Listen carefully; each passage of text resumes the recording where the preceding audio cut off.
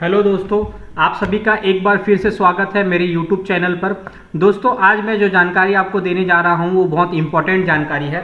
दोस्तों, टैली में कंपनी कैसे बनाते हैं और जीएसटी के डिटेल को कैसे फिलअप करते हैं समझते हैं स्टेप बाय स्टेप। तो चलो दोस्तों, चलते हैं वीडियो की तरफ। सबसे पहले हमको टैली ओपन कर लेना है। टैली ओपन करने के बाद दोस्तों यहाँ पे F3 का आपको यहाँ पे बटन दिख रहा होगा। F3 के बटन को दोस्तों आप जैसे ही आप क्लिक करोगे उसके बाद दोस्तों ये आपके पास लिस्ट ऑफ कंपनी का एक पेज खुल जाएगा। लिस्ट ऑफ कंपनी के अंदर दोस्तों जो सबसे पहला ऑप्शन है वो क्रिएट कंपनी का है। क्रिएट कंपनी का मतलब होता है दोस्तों कि कंपनी नई बनानी है और कंपनी में अगर कोई भी प्रकार का चेंजेस करना होगा आपको तो आप अल्टर कंपनी के ऑप्शन पे क्लिक करोगे तो कोई भी कंपनी का चेंजेस आप इसमें कर सकते हो। किसी कंपनी को अगर आपको सिलेक्ट करना है तो आप सिलेक्ट कंपनी करोगे और किसी कंपनी को अगर आपको बंद करना है तो आप ये शट कंपनी के ऑप्शन पे क्लिक करोगे। तो दोस्तों हम यहाँ सबसे पहले तो एक नया कंपनी बनाने जा रहे हैं। तो नया कंपनी बनाने के लिए दोस्तों सबसे पहला जो ऑप्शन है हमारे पास क्रिएट कंपनी का।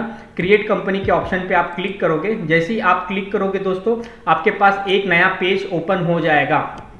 ये है दोस्तों कंपनी क्रिएशन का पेज। इसमें दोस्तों सबसे पहला जो ऑप्शन पूछा गया है वो कंपनी नेम। कंपनी नेम आपको यहाँ पे लिखना है। कंपनी नेम लिखने के बाद दोस्तों आपको मेलिंग नेम टाइप करना होता है। उसके बाद एड्रेस लिखना होता है। यहाँ पे एड्रेस लिखने के बाद दोस्तों आपको यहाँ से स्टेट को सिलेक्ट करना होता है। मान लो ये छत्तीसगढ़ में सिलेक्ट करता हूँ, है ना, छत्तीसगढ़ सिलेक्ट कर लेता हूँ। उसके बाद दोस्तों इंडिया ऑटोमेटिक आ जाएगा। उसके बाद हमको यहाँ पे पिन कोड फिलअप करना होता है। पिन कोड डालने के बाद दोस्तों यहाँ पे अपने को टेलीफोन नंबर डालना होता है। फिर उसके बाद यहाँ पे मोबाइल नंबर डालना होता है। मोबाइल नंबर के बाद आपको जो फैक्स का नंबर होगा वो डालना है। ईमेल एड्रेस डालना है।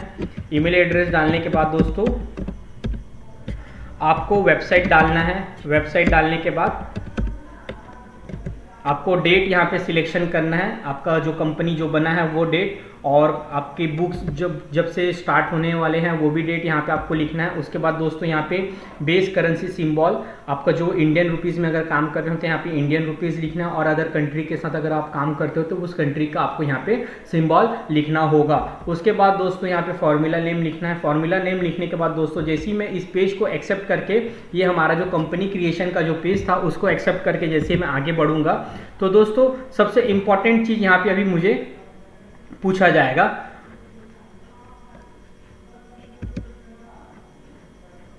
यहाँ पे दोस्तों यहाँ पे अभी ये आ गया है मेरा कंपनी नेम ओम कंप्यूटर के नाम से। कंपनी क्रिएटेड सक्सेसफुली, यहाँ पे कंपनी मेरा क्रिएटेड हो चुका है सक्सेसफुली, मतलब कंपनी मेरा बन चुका है। अब दोस्तों मुझे ये कुछ ऑप्शंस पूछता है दोस्तों। उसमें सबसे जो पहला ऑप्शन है वो अकाउंटिंग का ऑप्शन है। उसके बाद इन्वेंट्री का ऑप्शन है। तो अकाउंटिंग का मतलब ये होता है दोस्तों कि अगर हम अपना जो टैली में अपना जो कंपनी बना रहे हैं उस कंपनी के अंदर अगर मैं लेन देन की एंट्रीज करना चाहता हूं तो मुझे ये दोनों ऑप्शन को ऑन रखना होगा। अगर मैं कंपनी के अंदर लेन देन करना चाहता हूं तो मुझे अकाउंटिंग के दोनों ऑप्शन को ऑन रखने होंगे। उसके बाद दोस्तों यहाँ पे आपको इन्वेंट्री का ऑप्शन देखने मिल रहा होगा। इन्वेंट्री का मतलब ये है दोस्तों अगर आप अपने कंपनी के स्टॉक्स को अपने टैली सॉफ्टवेयर में आप अपग्रेड या एंट्रीज करना चाहते हो तब इस ऑप्शन को ऑन रखोगे। अकाउंटिंग में दोस्तों लेन देन की एंट्री अगर आप करना चाहते हो तब ऑन रखोगे। और इन्वेंट्री में दोस्तों किसी भी प्रकार का स्टॉक किसी भी प्रकार का आइटम का आप एंट्री अगर अपने टैली के सॉफ्टवेयर में करना चाहते हो तब इन्वेंट्री के ऑप्शन को आप ऑन रखोगे। ठीक है दोस्तों, अकाउंटिंग में क्या होगा, लेन देन वाला होगा और इन्वेंट्री में आपके जो स्टॉक्स होंगे उसकी एंट्री आप अगर करना चाहते हो तो मेंटेन इन्वेंट्री को आप यस करोगे। उसके बाद दोस्तों यहाँ पे जो तीसरा ऑप्शन है वो हमारे पास टैक्सेशन का है। अगर आपके पास जीएसटी रजिस्ट्रेशन है तो आप इसे ऑन रखोगे, अन्यथा आप इसे ऑफ कर दोगे जीएसटी वाले डिटेल को। उसके बाद टीडीएस है दोस्तों, अगर आप किसी भी प्रकार का सर्विस लेते हो या देते हो अगर उस पर आपको टीडीएस लगता है या टीडीएस के रूप में आप टैक्स देते हो तब ये नीचे वाले ऑप्शन को भी आप यस करके या ऑन रखोगे।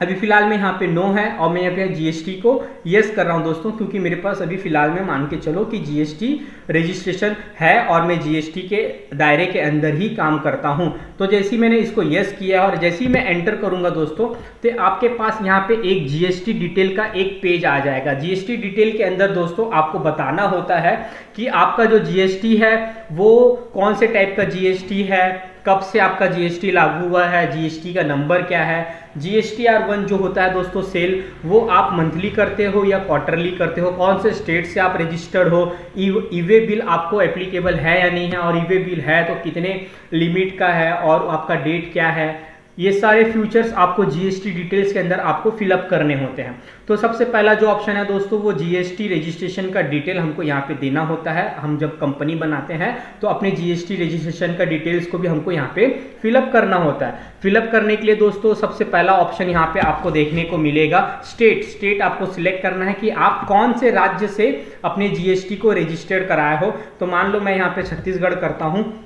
उसके बाद दोस्तों दो टाइप के जीएसटी होते हैं, एक तो रेगुलर होता है और दूसरा कंपोजिशन होता है। टाइप ऑफ यहाँ पे रजिस्ट्रेशन टाइप लिखा हुआ है, तो इसमें दोस्तों रेगुलर और कंपोजिशन, इसमें दो ऑप्शन है दोस्तों। दोनों ऑप्शन को मैं क्लियर कर देता हूँ। रेगुलर का मतलब ये होता है दोस्तों कि जो भी गवर्नमेंट का निर्धारित जो टैक्स है वो टैक्स अगर आप पे करते हो तो आप रेगुलर के अंडर आओगे। और कंपोजिशन का मतलब ये है दोस्तों कि अगर आप अपने बैंक में जितने भी टर्नओवर होता है उसका 1% आप जीएसटी पे करना चाहते हो तो आप कंपोजिशन में जाओगे। रेगुलर में क्या होगा दोस्तों, जो भी गवर्नमेंट का निर्धारित टैक्स है 9%, 18% या 27% जो भी टैक्स लगता है वो टैक्स अगर आप पटाते हो तो आप रेगुलर में रहोगे।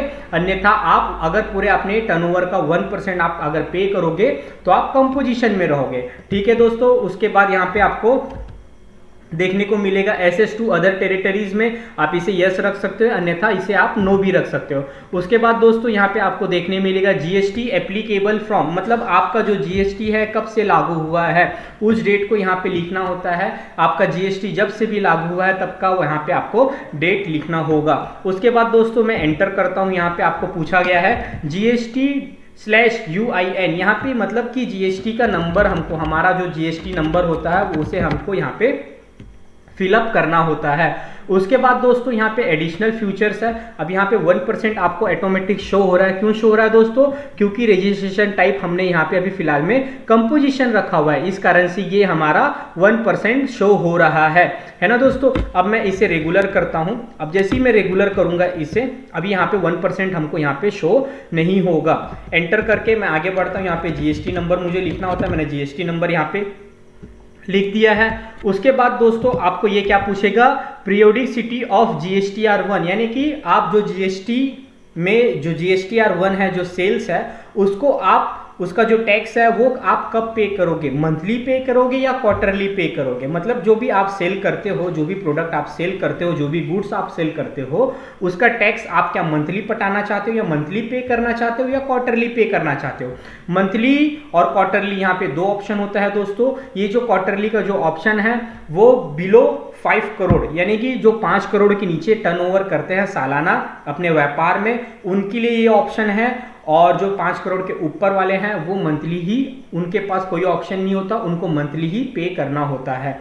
इसी तरीके से दोस्तों हम एडिशनल फ्यूचर्स की तरफ चलते हैं। अगर आपको अपने जीएसटी के रेट्स आपको पता है कि आपको कितने % टैक्स देने हैं तो इसको आप यस करके यहाँ से आप टैक्सीबिलिटी में आप इसे टैक्सेबल, और उसके बाद यहाँ पे आप रेट को, जैसे कि अगर 18% आप टैक्स पटाते हो तो दोनों में 9% लिख के एक्सेप्ट कर लेना है। अगर आपको जानकारी नहीं है तो आप नो भी यहाँ पे कर सकते हो। उसके बाद दोस्तों enable tax liability on advance receipt है, इसे आप यस भी रख सकते हो और इसे आप नो भी रख सकते हो। इसी तरीके से दोस्तों यहाँ पे इनेबल जीएसटी क्लासिफिकेशन, यानी जीएसटी का आप क्या, जीएसटी का आप क्या बोलते हैं इसे, कि आप जीएसटी क्लासिफिकेशन यानी विवरण आप अगर जीएसटी का देखना चाहते हो तो इसे आप एक को यस करना होगा, अन्यथा आप इसे नो कर दोगे। उसके बाद प्रोवाइड यूएलटी बॉन्ड डिटेल, इसे भी आप यस भी कर सकते हो और नो भी कर सकते हो। अपने काम के, अपने वर्क के अकॉर्डिंग आपको इसे यस और नो के ऑप्शन में बदलना होगा। उसके बाद दोस्तों यहाँ पे इनवाइस फ्यूचर्स आपको यहाँ पे दिख रहा होगा। इनवाइस फ्यूचर के अंदर दोस्तों ईवे बिल एप्लीकेबल है। अगर आपका ईवे बिल लगता है 50,000 के ऊपर का आपका सामान है और जो कि रोड से कहीं जाने वाला है, यानी कि आप किसी यहाँ डिलीवरी करने वाले हो, तो वो रोड बाय रोड या प्लेन, मतलब एयर से, शिप से, जिस भी मोड से जाएगा, अगर आपका 50,000 के ऊपर का प्रोडक्ट होता है तो आपको ईवे बिल एप्लीकेबल बहुत ही ज़्यादा जरूरी है। अगर आपको ईवे बिल की ज़रूरत है तो आप इसे यस कर सकते हो, अन्यथा आप इसे नो भी कर सकते हो। उसके बाद दोस्तों एप्लीकेबल फ्रॉम, आपका जो ईवे बिल है वो कब से आपके ऊपर लागू हुआ है वो डेट यहाँ पे लिखना है। उसके बाद दोस्तों यहाँ पे 3 होल्ड लिमिट इंक्लूड्स, यानी आपका जो 50,000 का जो अमाउंट होगा वो टैक्स पे होगा, ये पूरे इनवाइस वैल्यू पे होगा। तो यहाँ पे दोस्तों अधिकतर लोग इनवाइस वैल्यू रखते हैं और यहाँ पे हमको लिमिट सेट करना होता है। लिमिट सेट करने के बाद दोस्तों एप्लीकेबल फॉर इंटर स्टेट, इसे आपको यस रखना है। 3 years limit is 50,000। E print e-way bill with invoice, यानी कि जो आपका ईवे बिल होगा वो इनवाइस यानी जो मेन बिल के साथ अगर आप प्रिंट करना चाहते हो तो इस ऑप्शन को आप यस रख सकते हो, अन्यथा इसे आप नो भी रख सकते हो। उसके बाद दोस्तों ई इनवाइस एप्लीकेबल को भी आप यस कर सकते हो या इसे नो भी कर सकते हो। इसके बाद दोस्तों इस पेज को मैं एक्सेप्ट करके आगे बढ़ता हूं, मैं वापस पुराने वाले पेज पे आ गया हूं। उसके बाद दोस्तों यहाँ पे enable tax deduct at source है ना, enable tax deduct at source, ये ऑप्शन आपको देखने मिल रहा है। इसमें दोस्तों यहाँ किसका मतलब होता है टीडीएस, क्या आप टीडीएस पे करते हो? अगर टीडीएस पे करते हो तो आपको यहाँ पे यस लिखना है, अन्यथा आप नो भी कर सकते हो। मान लो मैं यस करके आगे बढ़ता हूँ। यस करके आगे बढ़ने के बाद दोस्तों कंपनी टीडीएस डिडक्टर डिटेल है ना, इसे हमको फिलअप करना होता है। सबसे पहले यहाँ पे जैसे हमारे पास पैन कार्ड का नंबर होता है उसी तरीके से दोस्तों हमारे पास 10 रजिस्ट्रेशन नंबर भी होना चाहिए टीडीएस के लिए। तो यहाँ पे 10 रजिस्ट्रेशन नंबर आपको लिखना होता है। यहाँ पे tax deduct and collector amount number लिखना होता है, और जो डिडक्टर टाइप है वो इंडिविजुअल है या हिंदू अनडिवाइडेड फैमिली है या कंपनी है, ये आपको दोनों ऑप्शन को सिलेक्ट करना होता है। अगर इंडिविजुअल या हिंदू अनडिवाइडेड फैमिली है तो उससे आपको इंडिविजुअल ये वाले ऑप्शन पे रखना है, और कोई कंपनी है तो यहाँ से आपको कंपनी के ऑप्शन पे क्लिक करना है। उसके बाद दोस्तों जो भी डिटेल्स है उसमें आप चेंजेस करना चाहते हो तो इसे यस रखोगे, अन्यथा आप इसे नो कर दोगे। उसके बाद दोस्तों आगे बढ़ता हूँ, रेट एंड एक्सम्पशन डिटेल है, ignore IT exemption limit for TDS deductor, इसे आप यस कर सकते हो अन्यथा नो कर सकते हो। उसी तरीके से दोस्तों active TDS for stock item को भी आप यस भी रख सकते हो, अन्यथा इसे आप नो भी रख सकते हो। इस तरीके से दोस्तों जैसे ही आप आगे बढ़ोगे आपका कंपनी यहाँ पे बन के रेडी होगा। दोस्तों ये था कंपनी क्रिएशन और जो बेसिक जानकारी होती है जीएसटी के बारे में, उसको मैंने आपको इसमें समझाने की कोशिश की थी। आशा करता हूँ ये वीडियो आपको अच्छा लगा होगा। और जीएसटी का जो पार्ट 1 है और पार्ट 2 भी बहुत जल्दी आने वाला है, वो वीडियो को आप भी यूट्यूब के माध्यम से देख सकते हो, और दोनों का मैं लिंक डिस्क्रिप्शन पे मेंशन कर दूंगा।